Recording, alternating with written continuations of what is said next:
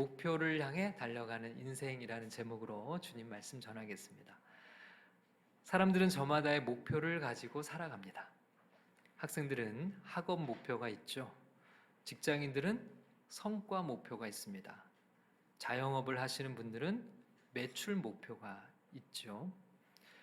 다이어트 하는 사람들은 어떤 목표가 있죠? 체중 감량 목표가 있죠. 목표는 개인의 문제에 국한되지 않습니다. 조직을 생각하면 목표는 훨씬 더 중요한 문제입니다. 어떤 조직이나 사업도 목표가 없는 곳은 없죠. 작은 사업장에서부터 국가에 이르기까지 목표는 조직의 근간을 이룰 만큼 비중 있는 문제가 아닐 수 없습니다. 그럼 왜 이렇게 목표를 세우는 걸까요? 목표가 있어야 계획을 세울 수 있습니다. 목표를 달성하기 위한 전략도 세울 수 있습니다. 시간 계획도 가능하죠. 목표가 있어야 성과를 평가하고 분석할 수 있습니다. 무엇보다도 목표는 동기를 부여하죠. 목표가 뚜렷할수록 분명한 성과가 나타나게 되는 것입니다. 한 개인에서부터 시작해서 국가에 이르기까지 목표는 계획과 성취의 중심을 이루기 마련입니다. 그래서 분명한 목표를 가지고 있는 사람과 그렇지 않은 사람은 여러 많은 영역에서 차이가 날 수밖에 없죠. 그러면 여러분은 어떤 목표를 가지고 살아가고 있습니까? 무슨 목표가 있나요? 그냥 사는 대로 사는 거죠. 목표는 없지만 그저 하루하루 최선을 다해 살아갑니다. 그냥 날마다 사는 게 늘 똑같아서 목표 같은 건 안 세우고 살아가죠. 다양한 이야기들이 있을 수 있습니다. 목표가 중요한지는 알지만 뚜렷한 목표 없이 사는 분들이 많습니다. 목표가 있다 손 치더라도 단기적인 목표에 머무는 경우가 대부분이죠. 인생 전체에 대한 선명한 목표를 가지고 살아가는 사람은 아주 드뭅니다. 그리고 그런 목표를 가지고 있다고 하더라도 또는 그 목표를 성취했다고 하더라도 인생을 마칠 때쯤 참 허무하게 느껴질 수도 있어요. 그렇게 평생을 추구했던 목표가 무의미하다는 사실을 깨닫게 된다면 말이죠. 더군다나 목표가 잘못되었다면, 잘못된 목표를 추구하느라 평생을 살았다면 그것보다 더 비참한 인생은 없겠죠. 신앙생활에도 목표가 필요할까요? 믿음의 삶에 있어 목표란 무엇일까요? 목표는 우리 인생의 신앙의 삶에 어떤 의미가 있을까요? 오늘 이 주제를 말씀 속에서 함께 살펴보고자 합니다. 주님의 큰 은혜가 우리 모두에게 함께 하시기를 축원합니다. 첫 번째로 기억할 것은 목표를 보면 누가 주인인지를 알 수 있다는 것입니다. 우리가 오늘 이 주제를 다루면서 가장 염두에 먼저 두어야 할 내용이 바로 이것입니다. 어찌 보면 신앙의 목표를 생각할 때 가장 근본적이면서 제일 기초가 되는 내용이라고 할 수 있는데요.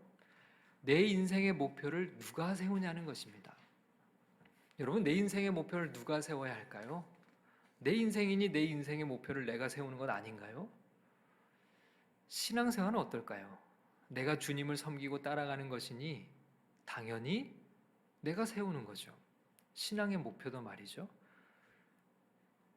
어떻게 기도 생활을 할지, 어떤 말씀 생활을 할지, 예배 생활을 어떻게 할지 그 목표를 세우고 내가 주님을 섬기는 것 아닌가요?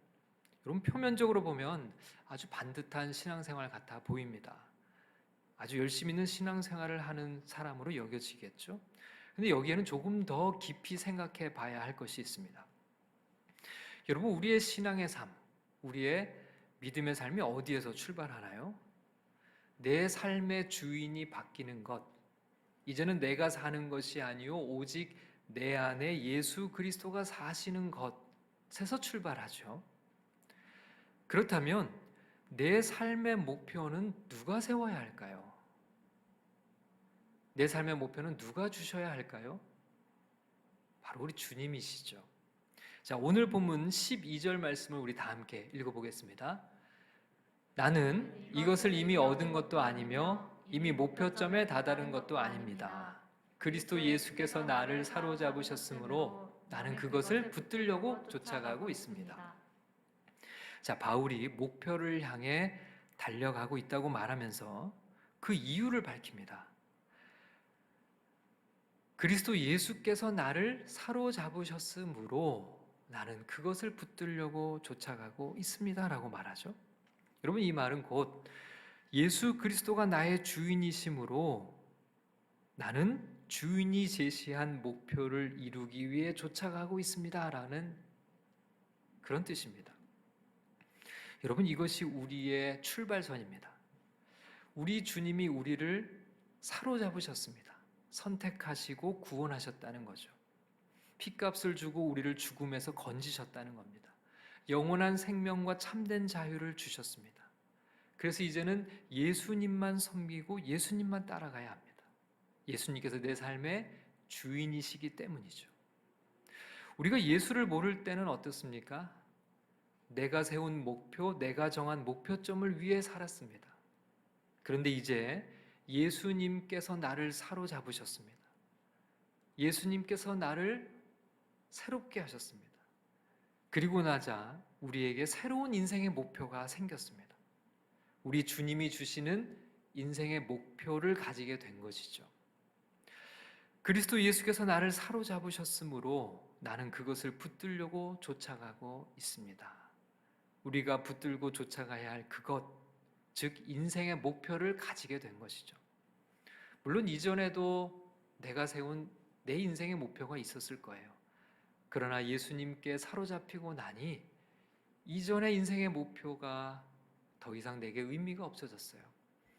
그리고 새로운 인생의 목표를 가지게 되었다는 겁니다.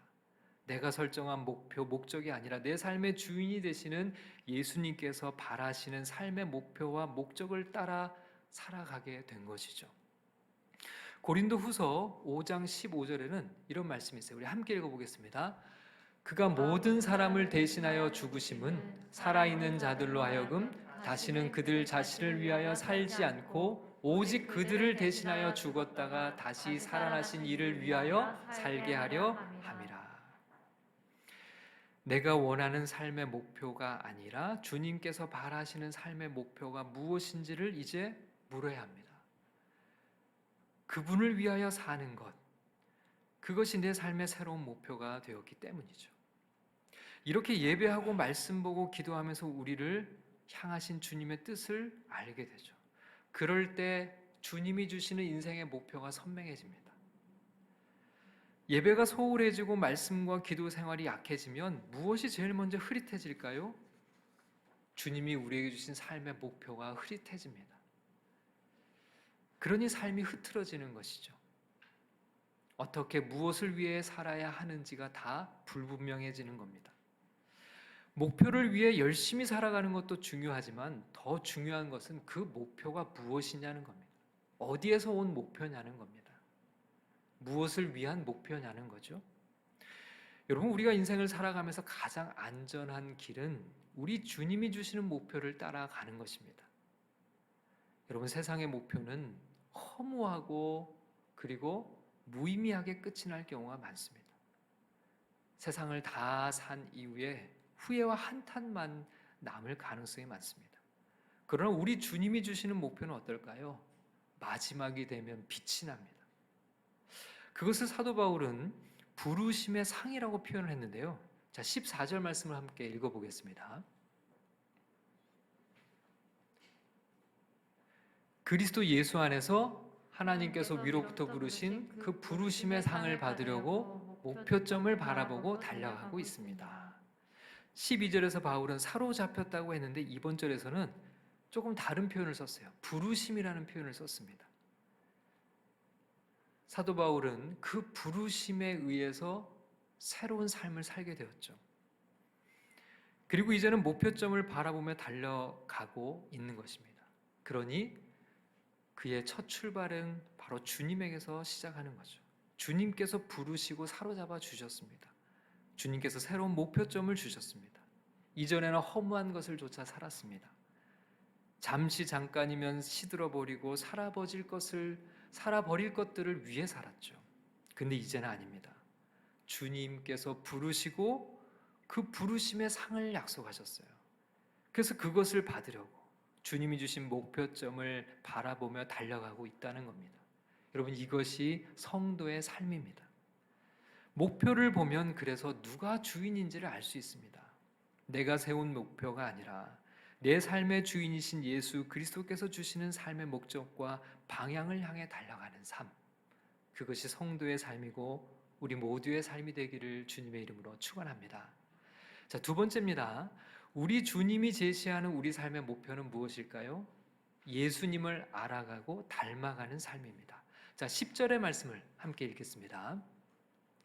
내가 바라는 것은 그리스도를 알고 그분의 부활의 능력을 깨닫고 그분의 고난에 동참하여 그분의 죽으심을 본받는 것입니다. 여러분, 이것이 주님이 우리에게 주시는 신앙의 목표입니다. 자, 10절에 제일 먼저 무엇이 언급되어 있죠? 내가 바라는 것은 그리스도를 알고라고 그랬어요. 자, 그리스도를 안다는 게 뭘까요? 지금 우리말 성경에는 빠져 있는 원문의 한 단어가 있어요. 그건 뭐냐면 그리스도를 알고 다음에 즉이라고 하는 말입니다. 그리스도를 알고, 즉 그분의 부활의 능력을 깨닫고 그분의 고난에 동참하여 그분의 죽으심을 본받는 것. 그러니까 그리스도를 안다는 것이 무엇이냐면 그분의 부활의 능력을 깨닫고 그분의 고난에 동참하고 그분의 죽으심을 본받는 것이 곧 그리스도를 아는 것입니다. 여러분, 그리스도를 안다는 것은요, 단지 지식적으로나 머리로 아는 게 아니에요. 그리스도를 안다는 것은 실제로 그분의 부활의 능력을 따라 사는 것입니다. 그리고 그분의 고난에 동참하는 것이에요. 그리고 그분의 죽으심을 본받아 살아가는 것입니다. 이것이 그리스도를 아는 것입니다. 그리스도를 안다는 것은 가장 먼저 부활의 능력을 날마다 삶에 적용하며 살아가는 것인데요. 여러분, 우리가 살아가는 삶에 두려움이 엄습할 때가 얼마나 많습니까? 죽음의 공포와 불안이 밀려들 때는 얼마나 많은가요? 그럴 때 부활의 능력을 깨닫고 살아가는 것. 죽음의 두려움이 밀려들 때마다 부활의 능력이 되신 우리 주님을 바라보며 그 두려움을 이기며 살아가는 것. 그것이 바로 그리스도를 아는 것이라고 얘기를 하고 있죠. 여러분, 우리에게 죽음의 공포와 불안이 밀려들 때마다 어떻게 해야 할까요? 그럴 때마다 주님의 부활을 바라봐야 합니다. 부활의 주님을 묵상해야 하죠. 그렇게 죽음의 두려움을 이겨가는 것이 부활의 능력을 깨닫는 것입니다. 또한 그분의 고난에 동참하는 것이 곧 그리스도를 아는 것이라고 했습니다. 예수님은 고난 받으시고 우리를 대신하여 죽으셨습니다. 그런데 예수님이 우리를 사로잡으시면 우리도 예수님의 그 고난에 동참하는 삶을 살게 된다고 얘기를 해요. 요한복음 16장 33절을 말씀을 한번 같이 읽어보겠습니다. 이것을 너희에게 이르는 것은 너희로 내 안에서 평안을 누리게 하려 함이라. 세상에서는 너희가 환난을 당하나 담대하라. 내가 세상을 이겼노라. 자, 이 구절을 보면 예수님이 뭐라고 말씀하십니까? 세상에서는 너희가 환난을 당한다. 이렇게 얘기를 하죠. 여러분, 왜 세상에서 환난을 당할까요? 우리는 하나님 나라를 살아가는 하나님의 백성이죠. 하나님에 속해 있는 하나님의 자녀들은 세상에 있기 때문에 환난을 당하는 겁니다. 바울이 비슷한 뜻의 말씀을 다른 곳에서 언급하는데요. 사도행전 14장 22절 말씀입니다. 자, 함께 읽겠습니다. 제자들의 마음을 굳게 하여 이 믿음에 머물러 있으라 권하고 또 우리가 하나님의 나라에 들어가려면 많은 환난을 겪어야 할 것이라 하고. 여러분, 이 구절에 보면 하나님 나라에 들어가려면 많은 환난을 겪어야 할 것 이렇게 되어 있죠. 이 말씀의 의미는 하나님 나라에 들어가기 위한 조건으로 반드시 많은 환난을 겪어야 한다는 의미가 아닙니다. 우리는 이미 하나님 나라 백성이죠. 그 나라가 우리 가운데 임했습니다. 그런데 그 나라에 들어가기까지의 과정 속에는 많은 환난을 반드시 만나게 된다는 겁니다. 여러분, 이미 하나님 나라 백성이기 때문에 하나님 나라에 들어가는 어떤 조건을 충족시켜야 하는 게 아니에요. 그러나 하나님 나라의 백성으로 살아가다 보면 이 세상에서 부딪힘이 있다는 거예요. 그래서 완전한 하나님 나라가 임할 때까지 우리는 이 세상 속에서 고난과 환난을 만나게 된다는 거죠. 이것이 바로 그리스도의 고난에 동참하는 것입니다. 아무나 그리스도의 고난에 동참할 수 있는 것이 아닙니다. 하나님 나라 백성이 누리는 특권 중에 한 가지가 고난이죠. 그리스도를 아는 자들, 그리고 그리스도가 아는 자들만이 누리는 특권이죠.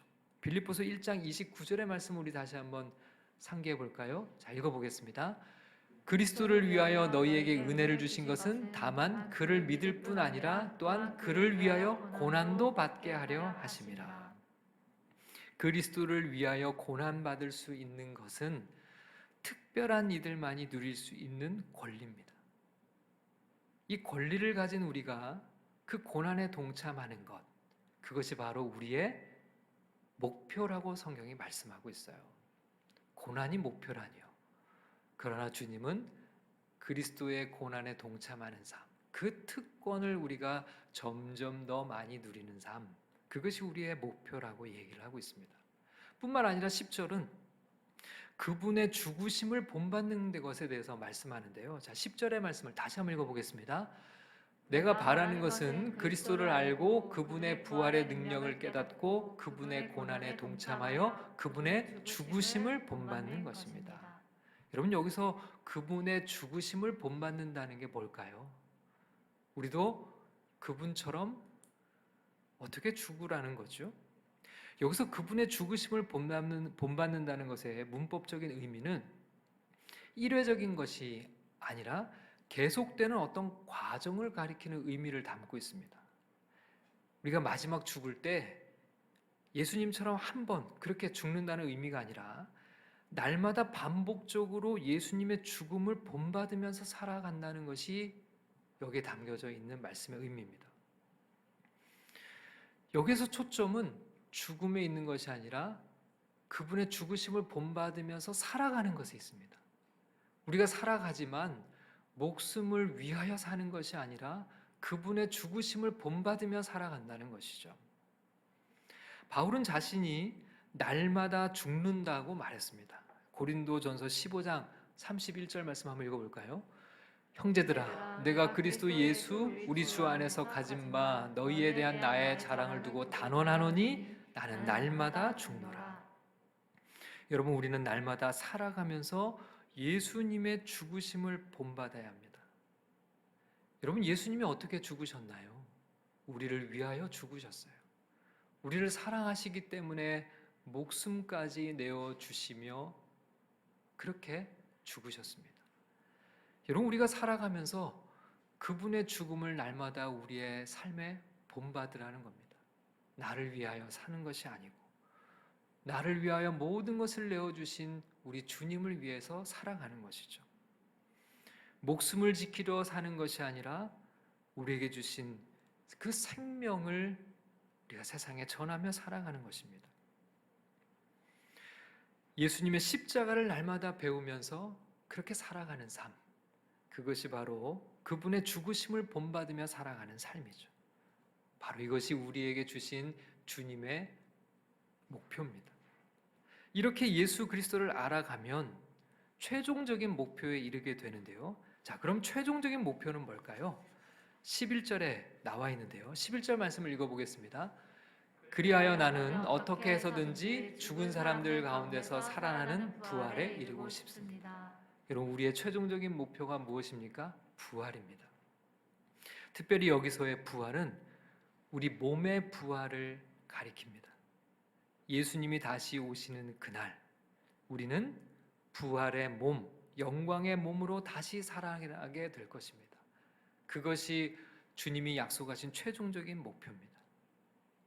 그분의 부활의 능력을 깨닫고 그분의 고난에 동참하며 그분의 죽으심을 본받으며 살아가면 그리스도를 아는 모든 이들은 마지막 날에 부활의 몸으로 다시 살아나게 될 것인데, 그것을 우리가 받아 누리는 삶, 그것이 바로 우리 주인이신 예수 그리스도께서 우리에게 제시하신 삶의 목표입니다. 그 부활의 날, 그 부활의 소망을 가슴에 안고 살아가는 거죠. 이 목표를 바라보면서 살아가는 우리 모두가 될 수 있기를 주님의 이름으로 축원합니다. 자, 세 번째입니다. 목표를 바라보는 사람은 늘 은혜를 바라보며 살아갑니다. 여러분 13절의 말씀을 함께 읽어보겠습니다. 형제자매 여러분, 나는 아직 그것을 붙들었다고 생각하지 않습니다. 내가 하는 일은 오직 한 가지입니다. 뒤에 있는 것은 잊어버리고 앞에 있는 것을 향하여 몸을 내밀면서. 바울은 목표를 향해 달려가는 자신이 하는 일은 뒤에 있는 것은 잊어버리는 것이고 앞을 바라보면서 달려간다고 말합니다. 여러분, 목표가 분명한 사람은 과거에 연연하지 않습니다. 과거는 크게 두 가지로 나누죠. 한 가지는 과거에 이룬 성취입니다. 예전에 어떤 일을 이뤘고 어떤 업적을 쌓았고 어떤 인생을 살았는지를 늘 자랑합니다. 여러분, 이런 사람은 자만해져서 과거에 취해 살아가죠. 미래를 향해 달려가기보다는 늘 과거에 머물러 있습니다. 한때는 이라는 말을 늘 입에 달고 살죠. 또 다른 한 가지는 과거에 실패가 있습니다. 과거의 실패와 죄라는 늪에 늘 빠져 살아갑니다. 그런 사람들은 열등감과 죄책감에서 헤어나오지를 못하죠. 항상 열등감과 죄책감에 매여 살아가고 있습니다. 그러면 과거에 발목이 잡혀 미래를 향해 달려나가기가 어렵습니다. 그런데 바울은 뭐라고 얘기를 합니까?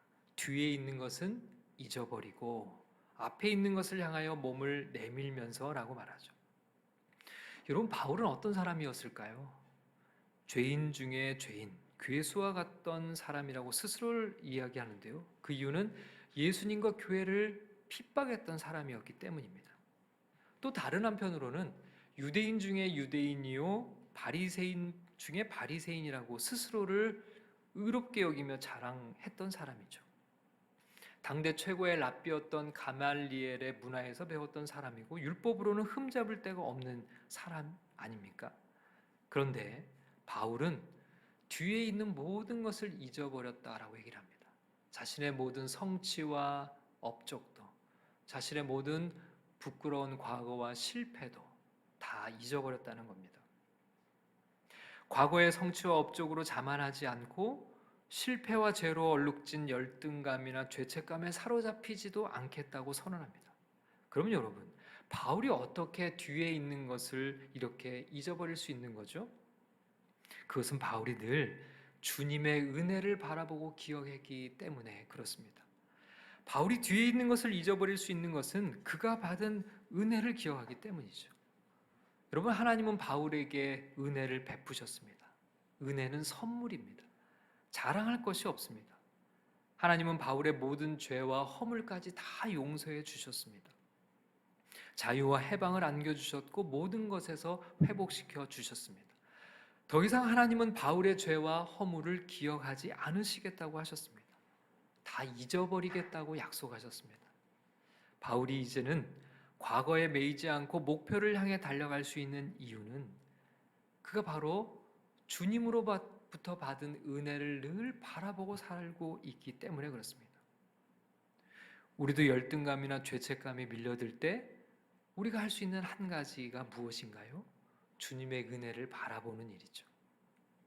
그래야 단거리 육상선수처럼 뒤를 보지 않고 목표를 향해 달려갈 수 있습니다. 많은 사람들은 은혜를 잊어버리고 과거를 기억하며 살아갑니다. 그러니 미래를 향해 한 발짝도 나아가지 못하고 과거에 매여 있는 것이죠. 그러나 성경은 우리에게 반대로 하라고 말씀합니다. 은혜를 기억하고 과거를 잊어버리라는 거죠.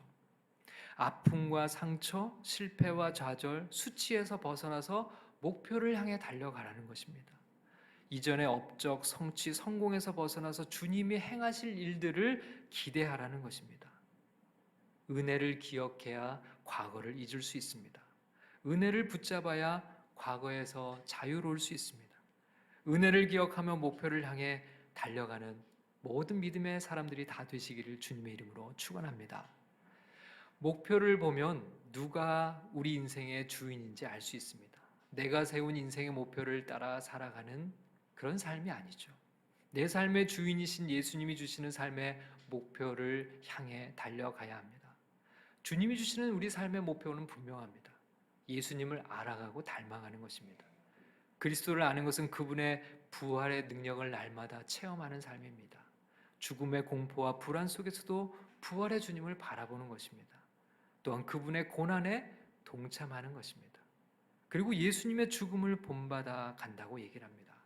날마다 그분의 죽음을 우리의 삶 속에서 살아내는 것이죠. 그리하여 몸의 부활이라는 최종적인 목표를 향해 달려가는 것이 우리 성도의 삶이라고 성경이 말씀합니다. 그러나 무엇보다도 그 목표를 향해 달려가기 위해서는 늘 주님의 은혜를 바라보고 기억해야 하는 것이죠. 그래야 과거에 매이지 않고 힘찬 미래를 열어가는 것입니다. 목표를 달려갈 힘, 우리 주님이 주시는 그 은혜를 바라보며 오늘도 승리하는 인생을 살아가는 것이죠. 그렇게 목표를 향해 달려가는 우리 모두가 될 수 있기를 주님의 이름으로 간절히 축원합니다.